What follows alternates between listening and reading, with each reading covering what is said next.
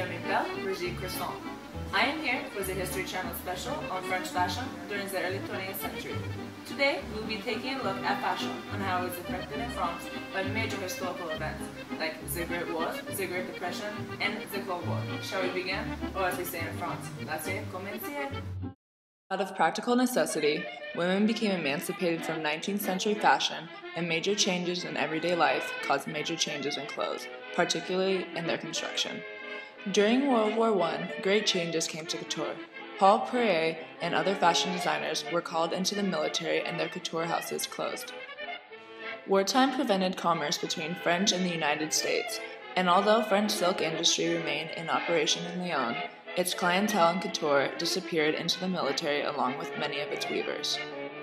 Changes in dress during World War I were dictated more by necessity than fashion.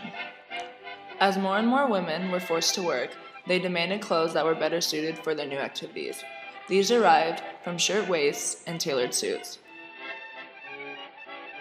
When the Depression hit Europe, Chanel promoted inexpensive cotton dresses and slashed the price of her line by 50%. The little black dress and the Chanel suit thus became fashion staples that remained virtually unchanged throughout the decades. Despite the Great Depression hitting employment hard in America and Europe, in France there was little to no unemployment, but it was due to the loss of manpower from the war, since France had lost more of its population. This high employment rate created a more everyday look for women designed for work. Now women had more productive and busier lives, and simpler pared-down clothes gave a freedom of movement for women relishing in daily life. More luxurious gowns were kept for evening. New fabrics like metallic lame were very popular at night and were made to shimmer even more richly by adding plastic sequins and glass beads. Crochet hats remained popular until about 1933, while short hair remained popular for many women until late in the 1930s. The 1930s was a time of great strife for the economy due to the Great Depression. It became a revolution for the world of fashion. It revolutionized fashion because of the influence that fashion had for feminism. Fashion enveloped a sense of elegance and sophistication, while still maintaining a compromise with feministic ideals. The waistline was dropped to its normal position, hemlines were dropped, and capturing the female silhouette became vogue. Tight-fitting clothes that showed toned, athletic bodies became the new trend. This led to the revolutionized sports clothing. Boutiques began to describe these clothes as being for sport. The 1930s fashion reflected the Great Depression quite accurately.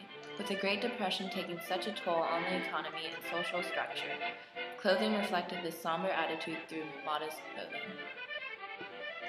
During World War II, many fashion houses were closed, including the fashion giant Coco Chanel. During the war, Germany took possession of over half of what France produced, including high fashion. They even considered relocating French haute couture to German cities, Berlin and Vienna, neither of which had any significant tradition of fashion. And during the time, Jews were excluded from the fashion industry. Due to the money shortage, fashion shows had to reduce the number of models to 75, and evening gowns were shortened. And due to the cost of dye, day wear became much lighter. Associated with the debut collection of Christian Dior, the new look was enthusiastically promoted by the American fashion press as signaling the return of luxury after privations of the war.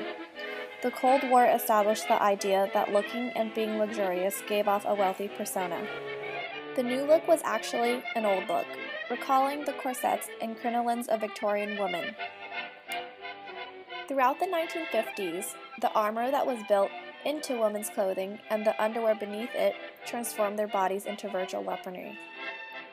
Girdles smoothed the hips and thighs into the sleek shapes of rocket missiles. Bras with pointed cups aimed the breasts squarely at the world. The hard curves of the fashionable ideal implied a sexuality that was rigidly contained but potentially explosive. During the Cold War, many people continued to face the hardships which were directly caused by World War II. In the spring of 1945, the world of high fashion lay in ruins. World War II had cut the Parisian haute couture from Britain and from the source of its most devoted clientele, America. The Theater of Fashion exhibition, which opened in Paris in 1945 and toured Europe and America the following year, was organized by a group known as the Parisian Couturiers Association.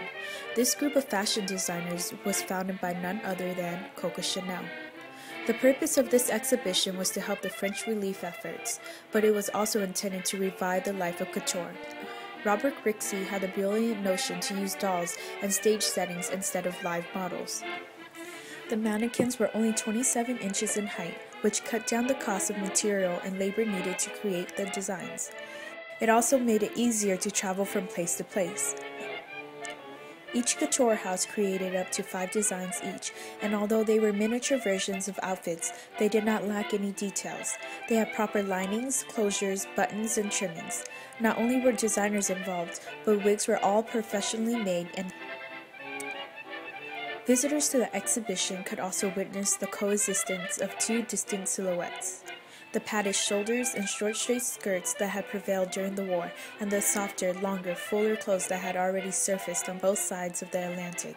It was this second silhouette that would become the famous new look of 1947.